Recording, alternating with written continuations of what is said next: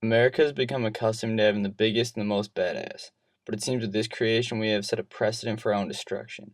By creating something that has the ability to change the world as we know it raises the question of moral implications of the use of that weapon.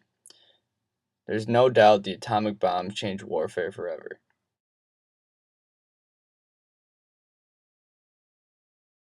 The first nuclear weapon was used in World War II by the United States and was dropped on Japan. This dawned the nuclear age, and since then, many countries have built and tested nuclear weapons by detonating on the ground, in the air, or in the water. The United States has tested over 2,000 nuclear bombs. Soviet Union has tested 715. France has tested 210, and Britain has tested 45. This is a graph illustrating nuclear tests that have been done and also who did those nuclear tests. You can see that Russia and the United States have carried out most of the nuclear tests that have taken place over the years. Because of atomic testing done over the years, 3,450 kilograms of plutonium exist on the Earth's surface and more than 4,600 kilograms have been scattered across the atmosphere because of detonations in the air. This, of course, helps fuel the anti-nuclear argument because environmental damage and radioactivity has occurred due to atomic testing. This causes places on the Earth to be uninhabitable, and damage can last for generations. When talking about the effects of atomic weapons in war, there are obvious immediate effects, but there are also delayed effects that take place. There are the fatalities and damage caused to the immediate area of the blast, and also burn injuries that are suffered by a majority of survivors. About a third of survivors experience radiation sickness, while most people who would have radiation sickness would have been in the blast radius. Fatal radiation levels only exist close to the blast where survival around it would be impossible, while fatal burns are a threat up to much farther away. The biggest delayed effect is the radiological material left behind that could have a long lifetime. This radioactive material is serious because it settles and is strewn about the ground, and is called fallout. This makes explosions in the sky especially dangerous because the fallout can scatter among a much larger scale. The biggest controversy surrounding this topic is, do the advantages outweigh the disadvantages, and do they give us enough rationale to hold on to them? They've undoubtedly served us in the past, but has it come at too high of a price? They've protected us for the past 60 years and the ultimate threat to an enemy to try and insert a state of peace. Without the threat of nuclear weapons, no one can tell the types of threats and attacks that follow. Also, there's an estimated 47,000 nukes on the Earth, and it would be nearly impossible to count them all and dismantle them.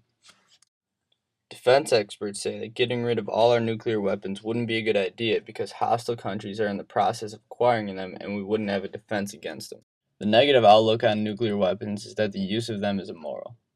As the number of nuclear weapons increases, the threat that it poses to human life is also increased. There are about 47,000 active nukes in the world, which are enough to destroy human life on Earth.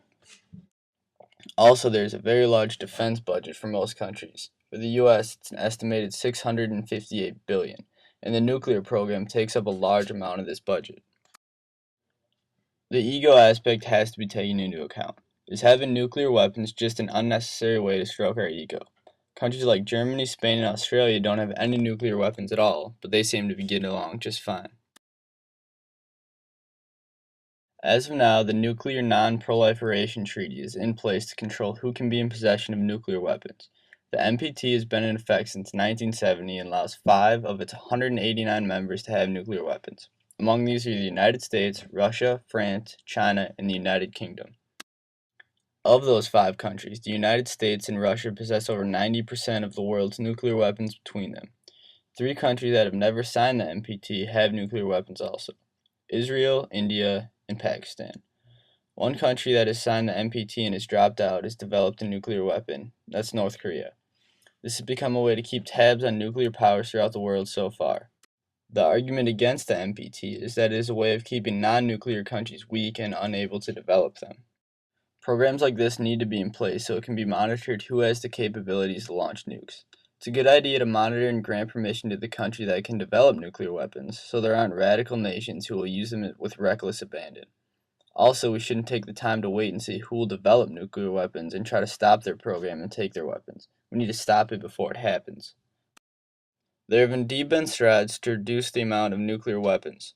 The United States has reduced their nuclear budget by 50% between 2001 and 2007. By doing this, they actually achieved their goals 5 years earlier than they intended. and Barack Obama has been quoted saying that his goal is to eventually abolish all nuclear weapons. However, there is turmoil on this topic between Europe. Some countries share Obama's view, as others want to keep nuclear weapons as a sign of prestige and also as a deterrent against long-standing enemies. This is obviously apparent between Germany and France. France, being a nuclear power, believes that NATO should have no say in nuclear disarmament.